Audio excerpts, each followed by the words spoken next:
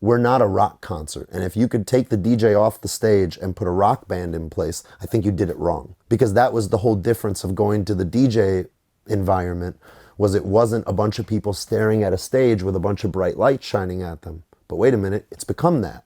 And it shouldn't be that.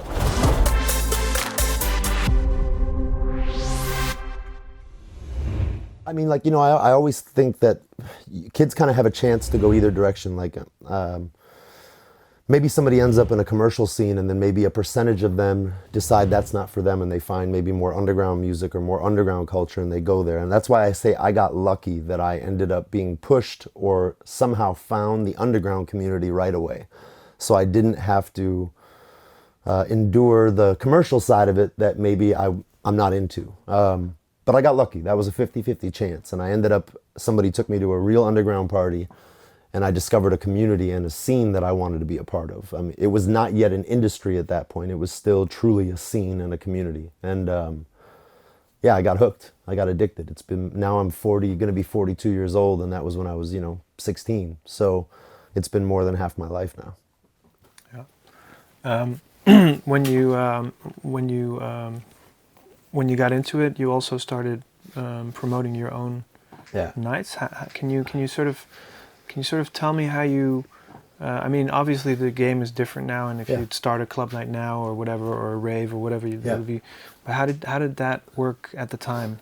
I mean, at least in our city, there was no free handouts, and there was no infrastructure for this music scene in our clubs, because our clubs shut down at 2 a.m. So everything was in the underground culture. It was already raves, loft parties, warehouse parties. So if you wanted to get into that, I mean, either you were a part of somebody's crew, you knew somebody, but I'm always independent. It's always the way I did things. So in our city, you kind of learned to do it yourself. So if you wanted to do it, you threw a party. And because we're a small city, everyone kind of communicated, everyone kind of helped each other out. So I met the other promoter that I really liked their aesthetic, and I said, hey, who do you get sound from? Where do you get lights? And then I kind of listened to the DJs that I liked, and then I booked, and I did a couple local parties, some small parties. Then I worked my way up and did some bigger parties. And it was just kind of a do-it-yourself culture. So there was nobody that was going to teach you, or there was nobody that was just going to hand you an opportunity. If you wanted to do it, you did it yourself. So you learned really quickly how to go look for spaces, how to get the sound, the lighting organized, sell the tickets, promote, because back then there was no Facebook, so you're promoting with hand-to-hand flyers. You're taking every night and you're standing outside venues where you think there's going to be people who are interested in finding your scene. And there's record stores and there's cultural stops around the city where people would go and they would look around for flyers for what they're into. And I think more so then than now, the people who were dedicated to those scenes were like very like-minded. So when you found that scene, it's like you knew you could go to those parties and feel really welcomed and feel very comfortable. So it was, I keep saying it was a scene, not an industry yet. And so yeah, you got invited in by this scene and then you became part of it. And you got to work together with people and they would support you, you would support them. But I stayed independent and just did it myself. So yeah, so you're talking about a scene, so you create a scene around yourself, and in some way I think it still works like that, right? So not so much a scene around yourself as it is you're a part of the scene itself. Like the scene is all the promoters, all the people who are involved in electronic music in that era in our city, and even the neighboring cities or states. Like we were very close with the kids from Chicago, from the kids from Wisconsin. We would go to their big raves. They would come to our big raves. We would send flyers to them and they would help us promote. So it was more of like a shared culture that you were a part of, and we policed ourselves. We supported ourselves. If somebody was not respecting that culture, we all came to them and said, you can't be here. I mean, we would literally police it. So if somebody was hurting our community by flagrantly breaking the rules that were kind of underwritten under everything about how to do a show, how to respect the neighbors, how to take care of cops, how to handle everything, we policed ourselves, and therefore we kind of created this safe culture for everyone. So I mean, you were never independent. You were independent in the sense of we had different crews and different styles and different interests, but we were all working together in some way. We were very supportive of each other, at least in our city we were. Yeah, and so nowadays it's more of an industry. It's totally an industry now. And I mean, on one hand, I can't hate on it because it's given me the opportunity that I have. And I mean, for me to be able to jump into this when I was 33, 34 and start traveling the world and find this, I'm going to call it it's not even the second wave. Second wave happened in the 90s, but whatever wave this is, third, fourth, fifth, sixth wave of hype in electronic music, it's given me a career in it. It's made me able to live my life from this. But it's definitely become an industry now. There's a lot of people eating from this community now. When I say eating from it, there's, booking agencies, travel agents, sound companies, lighting companies, promoters. I mean, it's interesting. If I met a promoter 20 years ago, you knew they weren't doing it as a career. They were doing it for passion because there wasn't much money in it. You meet somebody nowadays who says they're a promoter or a DJ or involved in it, and their decision might have been completely business-based. It might not have actually been out of a love or passion or growing up in this community. So sometimes I think it's harder to read people's intentions nowadays in this because it's an industry and because there's a lot of money behind it now. Yeah, what does money do to a community? I mean, I think money and success in any art bastardizes it. I mean, it has in everything, in film, in art, in all kinds of different cultures. If you look, it's like a typical story of even in neighborhoods in cities that are run down, like creativity creates the hype first, like real true art and creative energy creates hype for a community and creates interest. And then somebody sees that and sees dollar signs, and then they run in and they bastardize it. And it's going to happen everywhere, whether it be like a rundown part of the city that suddenly gets homogenized and turns into this, beautiful yuppie neighborhood, or it happens in art and music where somebody goes and hears an underground artist and then wants to blow them up. And now I think it's even worse in our Facebook and Instagram culture because people don't have time to develop who they are over years. Some young kid writes a track and people like it, and suddenly they get blown up and start to tour around the world, but they're not really ready. I mean, they don't have years of experience. And I'm not saying they're not good. They absolutely might be amazing. But I just think it takes time to build your personality, your voice, your experience of being able to play music in different environments, different crowds, different nights, different vibes, everything. And so I don't know, I think when it becomes an industry, there's a lot of decisions that are made based on success and money versus forwarding of a culture. Yeah. For yourself, how did it affect you? Fame and money. It's a love-hate thing, or? Yeah, it is. I mean, it's like I said, I love it because it's given me the opportunity that I have, and I think I owe it. And I've said this in other interviews. I owe it. I owe something that's given me so much. I owe it the respect to treat it I owe it and have to treat it respectfully back. So I try to push the ideas, thoughts, and realities of how I learned about this on the next generation. I'm trying to explain to them that it's not just what you see on Instagram or on Facebook. There's more to this. Like, treat it with respect. And don't just jump into it, to be cool, to be hype, to be the next big thing. So, I mean, the success in this community has given me the opportunity to live from it. But I think my responsibility is to continue to push the true aesthetic of this. So I know I'm in a unique position because most people trying to become successful in this scene are too scared to say anything negative. They're too scared to be judgmental of something that they see, and they know maybe they don't agree with, but they see the perception that everyone else in the scene follows it, so they have to follow it. And I know I'm in a unique position because I think I've built a reputation, and I've already built, call it my success, or the level of success that I'm going to achieve. And I'm able to now open my mouth and disagree with people and not be scared of losing that.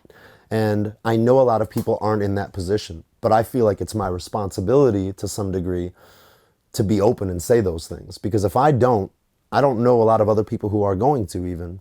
And that's the responsibility. And when you ask about like what money does or what money has done, I mean, I've seen it. I've seen a lot of people lose their focus, lose their direction, lose their visions in the realm of just DJing every weekend and being successful in this. They started with a vision and then maybe they kind of lost it along the way. And I think, again, I owe this scene or this community a lot more respect because it got me here. Okay, so I got really lucky growing up in the Midwest.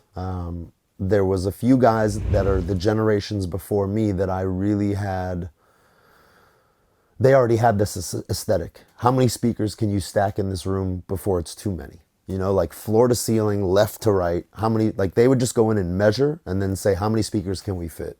Small rooms, big rooms, it didn't matter.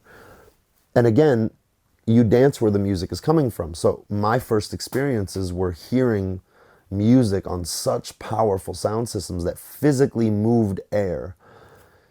And then you'd go home and, you know, listen to it on your little monitors and you would be like, man, I just remember how that felt. It wasn't even how it just sounded. You would say how it felt. And this music is body music. So I think one of the biggest things that I experienced was experience this thing on a physical level, like from head to toe, it's pushing on you, it's vibrating you, it's pushing your insides. From a scientific answer, our bodies are made up of water. And if you look at what bass frequencies do to water, it changes their shape. It changes it's like if you ever looked at sound vibrations on sand. As you change the tonality of sound, the sand shifts shapes from the tonalities. Different tonalities create different symmetrical shapes. I can't remember the actual name of it, but there's a name. So your insides, because we're made of water, it's like tickling you from the inside to hear sound on that level. It feels good. Those were my experiences. So to project that and show that to people now, because I don't see that anywhere now. It was a thing of the Midwest culture. It was the thing of the rave scene, even in the free party scenes in Europe back in the day. It's not a new thing by any means, but a few cultures and areas grabbed onto it, probably learning it from the guy before them or the person before that. So because that's what I learned from and that was my experience, I want to share that with everyone. And so the most important parts of it are the sound has to be the star of the show. Plain and simple. When I grew up, flyers said, this is our DJs, and by the way, this is our amazing sound system. So you got excited because I'm going to hear that DJ on that sound system. Oof, I'm ready. The most you hear nowadays is, we have a Function 1 sound system. And that's the big hype. So the sound should be the star of the show as big as any of the other DJs. The second biggest aesthetic is remove the DJ from people's peripheral. Like don't make the DJ the star of the show. We've done the wall of sound with the DJ next to it, with the DJ behind it. We've done it with the DJ on the other end of the room, behind the crowd, seeing the perspective of the party while we were DJing. And this last one we did, the DJ was up in a balcony. We could see the whole party, but the party couldn't see us. And to me, actually, that was the greatest thing because I think because it's such a new experience to people in my scene, it's not maybe to the free party kids or some of these other scenes, but in, let's call it the mainstream techno scene now, it's a new experience. And I can see that they're uncomfortable. It takes them a few hours walking around the party trying to find their space and trying to find where they want to experience this because they're looking, you have to break this, this habitual thing of, okay, I want to see the DJ and I stand to the right or to the left and I find my spot. Well, you don't see the DJ. So now where do you stand? What do you focus on? It's like you have to retrain their brains and I'm showing them another experience and some people will hate it. Other people it'll completely click with them and then they'll be chasing that experience again. So, I mean, those are the two most important things. Sound system should be the main focus as a high level of quality and physically big enough for people to dance to it and against it and with it. Like that's their partner. And the DJ needs to be out of sight. It just doesn't need to be the focus. We're just vessels for the music and the sound system is where we project. How are the reactions? Well, the interesting part you have to remember because of social media, it's usually the people who have something negative to say that are vocal. And the people who are positive usually stay quiet, actually. I mean, of course, you get some people who tell you how great their experience was. But it's always the people who have something bad to say that are going to be the first ones to vocalize it. So again, I have to be confident in what I'm doing and not pay attention to the ones who say something negative. If they do, my answer usually back to them is, if it's not for you, there's 100 other things you can go support. This is for the people who are interested in chasing the vibe that I'm chasing and experiencing what I'm trying to experience or what I'm trying to project. And so far, the reaction from what I've done has been really positive. A funny negative one that I got after last year's ADE was a girl messaged myself and Oscar Malero and private messaged us and said, "This is bullshit. I paid good money to see you both play, and none of you were playing. You guys must have been playing a pre-recorded mix while hiding in the back of the venue because there was no DJ booth. You couldn't see us. We were in the back of the room." And I answered her very simply, and I said, "You didn't come to see the DJ. You came to hear the DJ, and you heard us. You just didn't see us. We were behind you the whole time." And she couldn't respond to that because what is she going to say? But again, I'm trying to retrain people with, stop saying you're going to see this DJ. You're going to hear this DJ. You're going to hear music. And I understand in all environments it can't be like this. But the environment that I'm trying to protect and push, that's what the vibe should be, I think. I mean, it's interesting because I'm also at this crossroads where I need to start making decisions. So when I released the no photo thing, I had to live up to my opinion piece, which was no photos. So I don't post photos. I've gotten amazing photos from kids who didn't use their flash and didn't interrupt the vibe. And I can't use them because I have to not be a hypocrite to my own message. So I'm at a crossroads with this idea of festivals and clubs, because once I become open and vocalized about it, maybe I need to stop playing festivals, to be really honest. And it's a difficult decision to make for multiple reasons, because it is such a big part of this scene now, culture, industry, whatever you want to call it. But I do think that the balance is fallen out of balance. When I started touring 8-9 years ago, festivals were pretty much stuck to June, July, August. It was 3 months out of the year. Suddenly it went May to September. Then it's April to October. And now there's even like winter festivals. It's more than 6 months out of the year. There's literally festivals. And yeah, Holland is probably one of the biggest areas for it. And you know, it used to be at the beginning that clubs would take a summer break, they would call it. The reality was it was their peaceful way of saying, like, we can't compete, so we're just going to take a little break, cut some of the nights, maybe take a little vacation. But when that turns into 4, 5, 6 months out of the year, that's a big chunk of time for a club not to be making its full income potential. And the reality, again, is festivals do not bring out the best in artists. You're playing on big stages. And okay, let's define festival also. A festival to me is something that has multiple stages, more than 5, 6, 7, 8, 9, 10 stages. There's beautiful, curated, small 2, 3 stage summer parties that happen, that fall under the umbrella of festivals. But to me, those are different.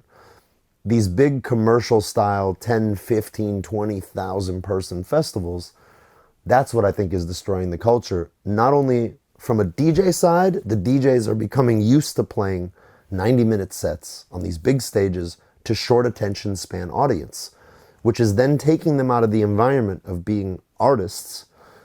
Because when you have 90 minutes to play on a big stage to a bunch of kids who are not willing to sit through your left and right turns, you play in the middle, the bangers, and that's all you do, because otherwise you're going to lose everyone.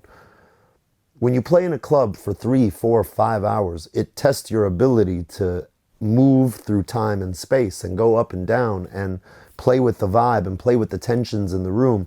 And if everyone's focused on that one room, on the one sound, they're with you. They chose to come there and be a part of your experience for that night. So it challenges you as an artist. From the crowd perspective, if you can imagine, you're losing the value. Like, let's say a club wants to charge 10, 15, 20 euros for one DJ to play all night. But some young kid says, why would I pay 20 euros to hear one DJ when I can play 40 and go see 100 DJs? When the reality is they're not going to see 100 DJs. They're not going to hear 100 DJs. They're going to hear 5, 10, 20, 30 minutes of 10 DJs throughout the day. Because the moment one DJ bores them, they're like, 5 minutes so-and-so starts on this stage. And then them and their friends, they run over there. And then after 20 minutes of that, we got to go hear this guy because he's starting in 20 minutes. So it's affecting so many multiple ways. From the audience, I think the audience is losing the perception of value and attention and respect for the experience. I think from the DJ, again, they're losing the being an artist and being creative. I think for the culture, again, it's affecting the clubs and the independent promoters who work on a week in, week out, monthly, or whatever, monthly, weekly basis, and are taking a lot more risk for smaller audiences, for 400 or 500 people, for 600 people. I just think it's destroying this whole concept that I keep talking about of having an experience, a shared experience with a group of people in a room, to one heartbeat, to one pulse, to kind of one thing. And it's getting out of hand. And I don't think we're a part of the same scene anymore, where, again, we used to all be a scene and a culture. Then it became an industry. And now even that industry is becoming split in two, where you have the club part of it and the rave part of it, and then you have the festival side of it. And a part of me doesn't think they're part of the same thing anymore. Even though they share the same music and the same DJs, they're becoming totally separate entities. And I'm okay with that. I just wish one didn't affect the other so much. Yeah, yeah. I want to be a club DJ. I want to be a DJ who offers an experience. I want to give you an experience. And I don't think I can do that to my best in 90 minutes. I don't think a lot of people can.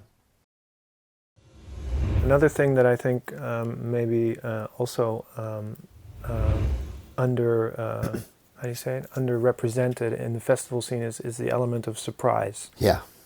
Yeah. I mean, because if you think about it also from a promoter standpoint, because I used to be a promoter and did parties and owned a club, festivals are now starting to compete on such a high level with each other that they're booking the same names. I mean, I get it. Like, I crossed the line into, let's call it the festival circuit, and then suddenly all the festivals want to book you. And then there's a whole level of DJ who takes risks and does things who will never cross that line. And then you see the same top 20 DJs at all the festivals, and they're the ones headlining, and you know what to get, and you know what you're going to get, you know what you're going to see. And not to say that they're not good, they are, but that environment is just, again, it's not the most creative, free, artistically pushing boundaries experience. And again, it's okay. Not everything needs to push your boundaries or test your abilities or anything like that. But then I wish people would recognize that we're different, that these scenes are totally different, that these communities should not be joined anymore at the hip.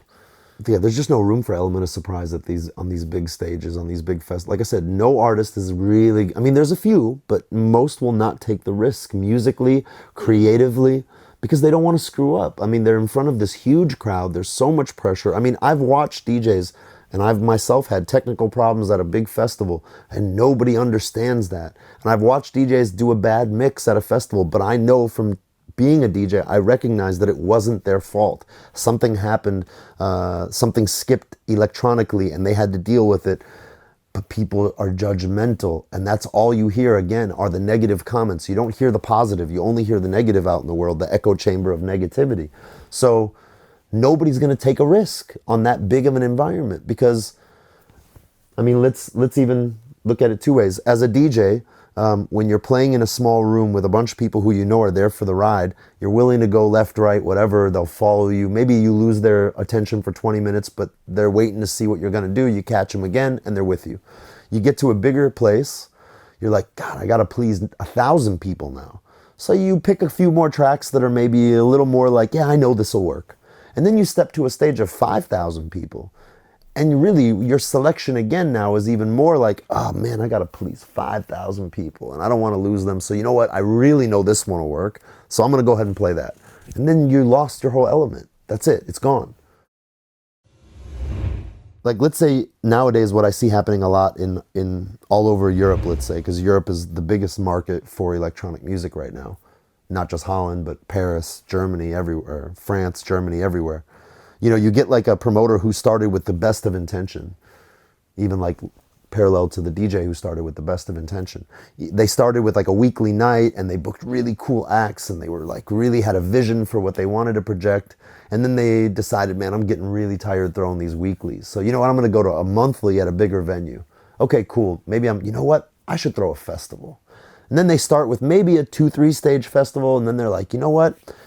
I did all right on that. Okay, well maybe I should do a bigger festival. And then it's this whole thing of you're chasing more and more and more and more.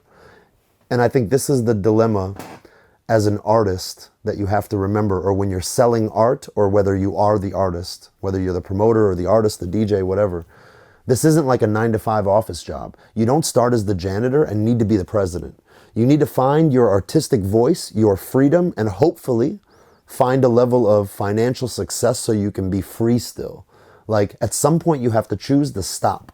And I think that's something that I've done. And maybe I'm ignorant. Maybe I couldn't be any bigger than I am. But I think had I played the game with everyone, I could probably even be bigger maybe. But I chose at some point like, hey, I still have my freedom and I'm financially successful enough to provide for my freedom. I don't need more than that. Because more than that is just chasing something that is not real. Is that where the Avicii thing starts to... Yeah, I mean, well, again, with Avicii, like, from everyone I've heard, he was a really nice person. So I'm not even going to judge him from his music. I wasn't into his music, but I heard he was a nice person. And the thing is he was a victim of his management, of these people who want to make money. And again, this is what I meant about people eating from this music. So suddenly there's a lot of people who are paying for their families, providing for their houses, buying their cars off of our backs.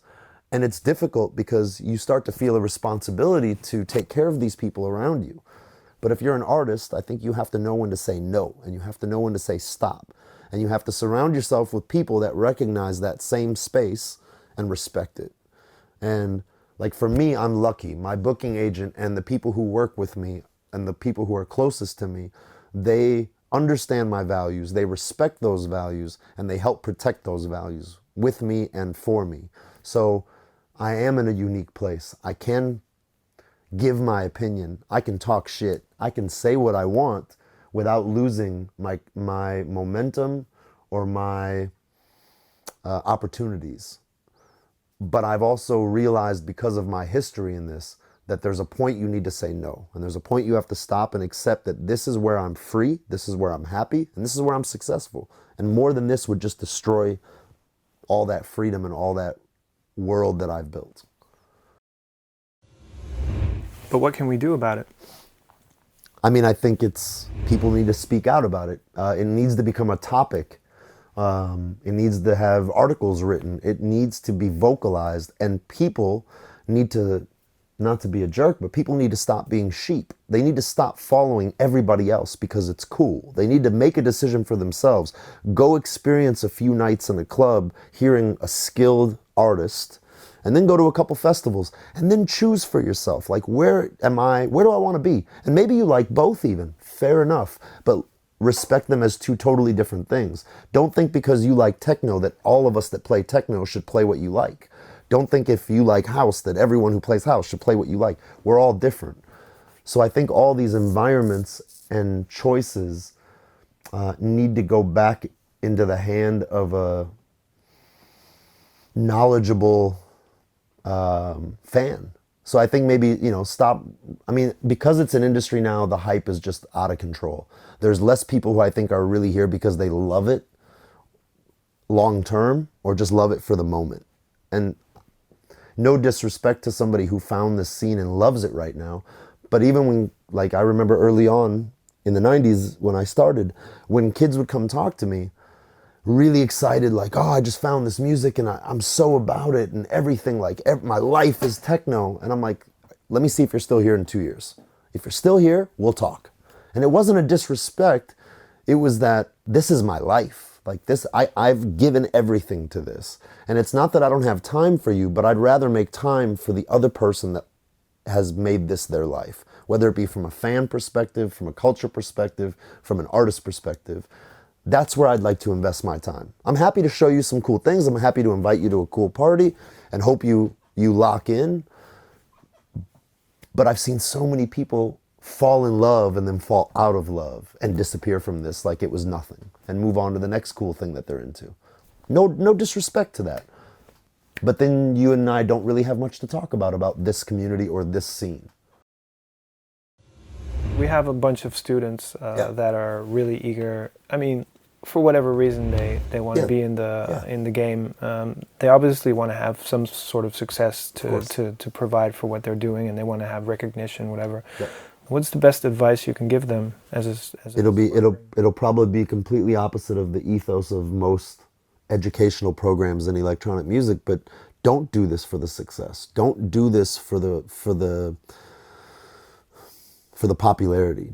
Do this because because at some point you can't hide who you are, and you can't hide bullshit. It comes out. So do this because you really love this music. Do this because you love the experience of playing it and hearing it. And do it for a long time without any expectation.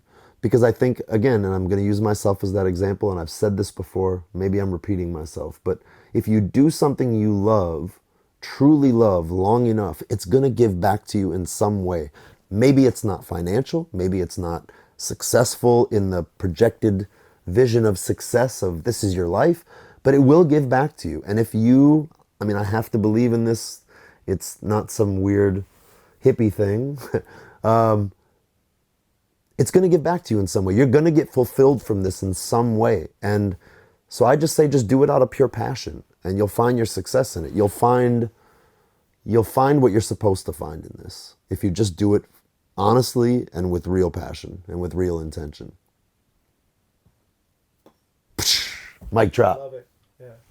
Beautiful. Thank you. Yeah, no problem.